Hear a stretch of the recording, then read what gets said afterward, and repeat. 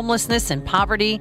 Tickets and all the details for the conversation with Chris Rufo on October 28th. It takes place at the Abington Banquets in Glen Ellen. They're available at breakthrough-ideas.com. That's breakthrough-ideas.com. Oh, that'll be good. Yeah. Speaking of domestic terrorists challenging their school board's decisions on curriculum, on COVID policy, on all the rest, what would happen if particularly those domestic terrorists that don't have the means to write five-figure checks, sometimes pretty hefty five-figure checks to send their kids to private school, could access education and savings accounts to have the choice that those big check writers have?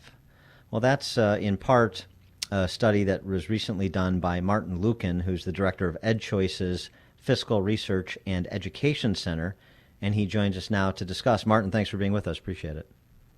Thanks for having me. So you looked at the application of education savings accounts in New York State, and we can extrapolate from there in Illinois with a population about 50% less than New York. What education savings accounts at different levels would allow parents choice, but would also, and again, this is always lost on anti-school choice advocates, would also provide a lot of financial relief to the government school systems. No, that's absolutely right. And that's actually how a lot of choice programs that have operated for decades have been designed. So the report that I wrote is about how ESAs can be designed to generate fiscal benefits for taxpayers. And in turn, these savings can be directed to help governments relieve pressures from strained budgets, such as in New York and Illinois. Well, tell us how an ESA works and then what sort of impact it would have in New York to give us a sense of the scale we're talking about here. Sure. So ESAs, or education savings accounts, they're like health savings accounts, but they're for K-12 education. Eligible families would basically receive a debit card or public funds in some way, and then they can use those funds to access a wide variety of approved education-related services. Not only could they use ESA funds for school tuition, but they could use it for things like tutoring, therapies, to access curricula, online courses, AP courses, even college courses. And some programs that already operate also allow families to roll over any unused funds to the next year or to put into savings for college. So they can use unused funds for college down the line. And then, so I look at an ESA program where eligible families would be able to receive an ESA worth two amounts, like $6,500 and $9,900. And one of these models is similar to a model that West Virginia recently passed. And I estimated that taxpayers would experience savings worth between $94 million and up to $300 million in net fiscal benefits. Well, do you think it's a matter of design? Well, could this happen in Illinois? I mean, we are in debt by billions of dollars, so I don't know if it would be feasible, but do you think it could happen? Well, you certainly could design a program that would be beneficial for taxpayers. Now, whether a program would pass, that's the $64,000 question, right? And that's a political challenge. $64,000 is about what we spend per pupil in the government schools. I'm exaggerating, of course, but it's more like, say, in Chicago, it's $27,000. So if you gave a parent $6,500, then that delta, the $21,000, your savings in taxpayer funds, and that parent can contribute tax-free to an ESA to send their kid to school they would send their kid to if they had those resources. Now you start to see those savings you're describing. Absolutely, that's right. So it certainly, and we've seen this in programs that already operate. 30 states already operate educational choice programs, whether they're vouchers or tax credit scholarship programs or education savings accounts. And I actually did a report for EdChoice, where I studied the fiscal effects of these programs from whenever they started through 2018, and I estimated fiscal benefits worth between $12 billion and $28 billion. So that's up to $7,400 for every child who's participating in these programs.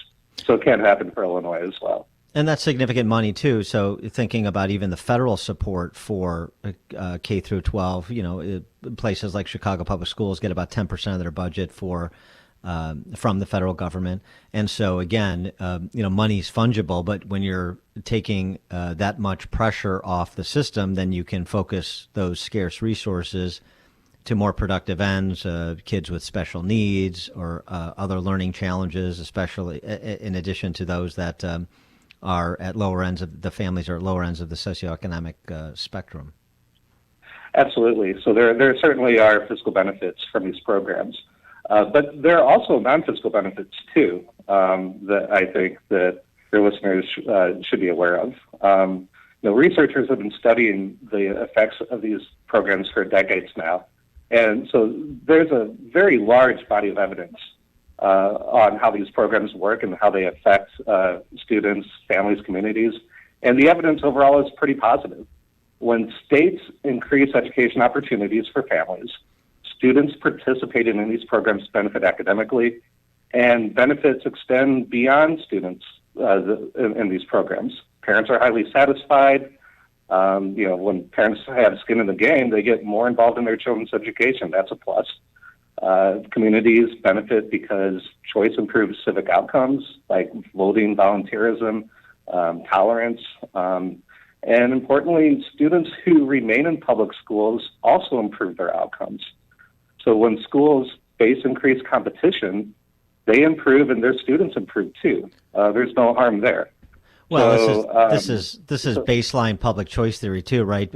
Individuals spend their money more judiciously than do faraway governmental bureaucracies, and so you would anticipate that parents in control of the spend rather than teachers' unions, effectively, they would do a better job of spending on behalf of their kid than does a teachers' union or a centralized school district.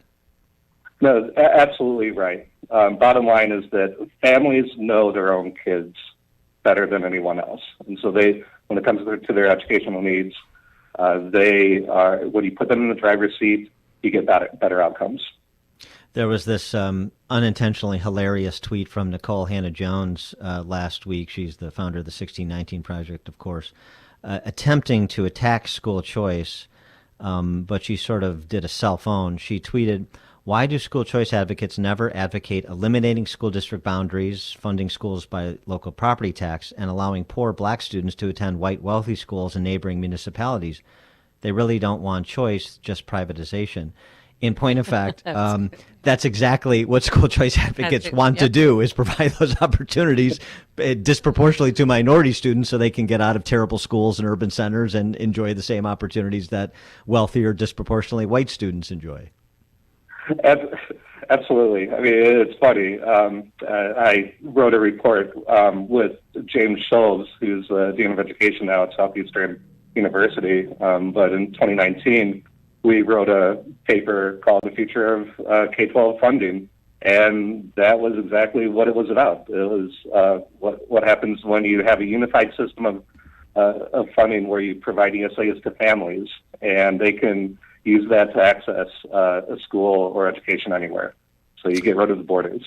Well, you may want to forward that report to Nicole Hannah-Jones so that she can share it with the New York Times, and they can get up to speed at what positions conservatives, or just generally speaking school choice advocates, not limited to conservatives, actually have versus the sort of fictional position that they try to impose on these programs. But it is encouraging to see not just what's happened during the pandemic in terms of people rethinking their K through 12 choices for their kids, but the pressure on legislatures to move in that direction too, to provide those benefits. 2021 was a huge year for school choice, largely, because of the pandemic. This year we saw 18 states that passed laws to either create a new educational choice program or to expand an existing program.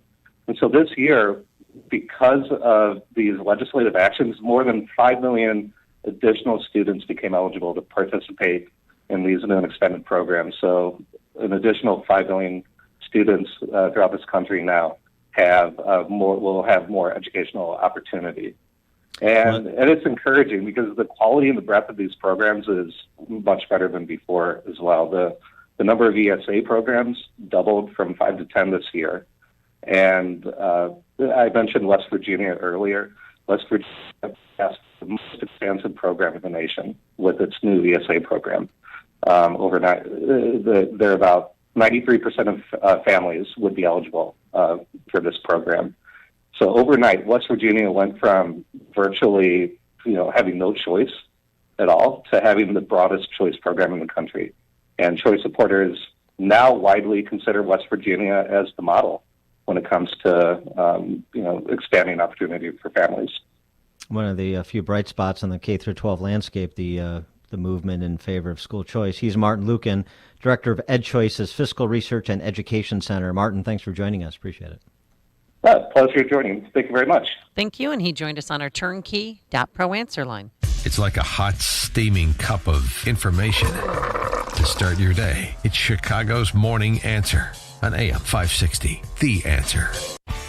Signature Bank is Chicago's fastest growing independently owned business bank. It's a bank where relationships still matter. Signature Bank knows your name and your story. I'm Dan Proft, and I know this because Signature Bank is my business bank. Hi, I'm Rick Blavelone, second-generation owner and CEO of Marketing Innovators and a customer of Signature Bank. Our family-run company was founded on the belief that connecting to people on a human level is the best way to build a great business. And when we were looking for a new bank, we didn't have to look